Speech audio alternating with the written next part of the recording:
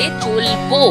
আপনারা মাইনে না দিন, বোনাস না দিন, আপনারা যা চাইবেন তাই ফেরত দিয়ে দেবো, কিন্তু এই প্রতিবাদটা চলবে। প্রচণ্ড আঘাত পেয়েছি বলেই সকালবেলা উঠে আমি আমাদের সংস্কৃতি সচিবের কাছে আমি এই পুরস্কার যে ফেরত দিতে চলেছি বা চাইছি, এটা আমি ঘোষণা করেছি।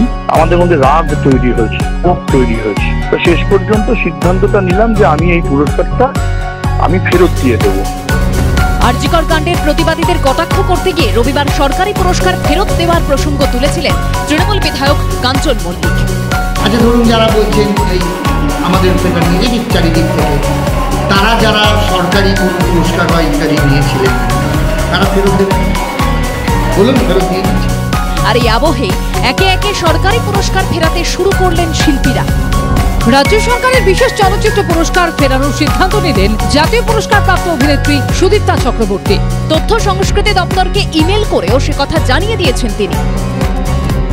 একটা লিস্টের কাজ করলো ওই বক্তব্যটা ওনার, এবং এত মিথ্যাচার, এত অন্যায়কে ঢাকার নির্লজ্জ প্রচেষ্টা এখনো চালিয়ে যাচ্ছেন ওরা। কিভাবে আমি জানাবো যে আমি এটার প্রতিবাদ করছি? তো আমার মনে হলো এটা একটা টুল যেটা আমি করতে পারি।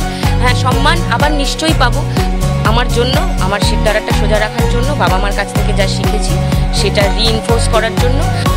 নাট্যক্ষেত্রে রাজ্য সরকারের সর্বোচ্চ সম্মান দীনবন্ধু মিত্র পুরস্কার ফেরানোর সিদ্ধান্ত নিলেন নাট্যকার চন্দন সেন। পশ্চিমবঙ্গ নাট্য একাডেমির দেওয়া শ্রেষ্ঠ নির্দেশকের সম্মান ফেরাচ্ছেন নাট্য পরিচালক বিপ্লব বন্দ্যোপাধ্যায়।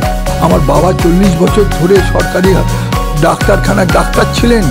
আমি জানি ডাক্তারদের কী ধরনের রেসপন্সিবিলিটি পালন করতে হয়। বুঝতে পারছি আমার নিজেকে সবসময় ঘেন্না করতে ইচ্ছে করছে যে এই সময় আমি থাকলাম কেন, বেঁচে রইলাম কেন এত দীর্ঘদিন। কাঞ্চন মল্লিক সে গতকাল বা পরশু এরকম একটা কিছু ভিডিও করেছিলেন তার, এবং সেখানে আমি দেখলাম যে উনি যে ভঙ্গিমায় কথা বলছেন, অভিনয়ের জগতের সঙ্গে সম্পৃক্ত যারা, তাদেরকেও ব্যঙ্গ করে বললেন যে যারা পুরস্কার পেয়েছেন তারা যারা বিরোধিতা করছেন সেই পুরস্কার ফিরিয়ে দেবেন। তো এইটাই এই আমার প্রত্যাখ্যানের যে সামান্য সংশয় হচ্ছিল, সেইটা আমাকে প্রত্যয় তৈরি করলো যে না, এইবার আর পারা যাবে না। রাজ্য সরকার আয়োজিত চারুকলা মেলা বয়কটের পক্ষে কার্টুনিস্টদের সংগঠন কার্টুন দল।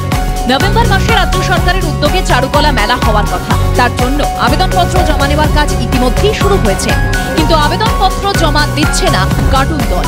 এবছরটা একটু ভিন্ন, কারণ এবছরে আমরা আমাদের সদস্যদের মন ও মগজ কোনোটাই কিন্তু এই যে মেলা, যে মানুষ আসছে বা এর যে আবহ, এর সঙ্গে সামঞ্জস্যপূর্ণ হচ্ছে না। সেই জন্য আমরা এবারে সিদ্ধান্ত নিয়েছি যে আমরা এবারে চারুকলা মেলায় অংশগ্রহণের যে আবেদন, সেটা আমরা এবারে করব না। 2019 সালে গান্ধী গবেষণা ও সাহিত্যের জন্য বঙ্গরত্ন পুরস্কার পান আলিপুরদুয়ারের শিক্ষাবিদ পরিমল দে। আরজিকর কাণ্ডের প্রতিবাদে সম্প্রতি রাজ্য সরকারের দেওয়া সম্মান ফিরিয়ে দেওয়ার ঘোষণা করেন তিনি। রিপোর্ট খবর বাংলা দর্শন।